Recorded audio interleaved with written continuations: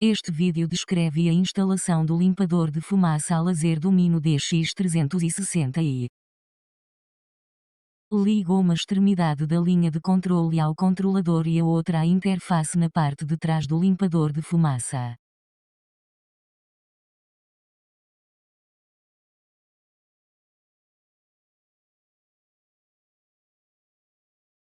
Conecte as linhas de alimentação do purificador e tubos de gás e confirme que todos os plugs estão fixos.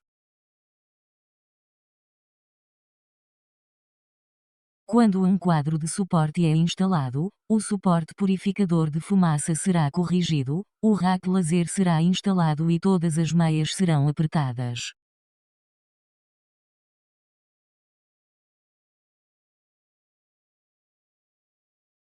Verificação, verificação, exigência de cabo e suportes.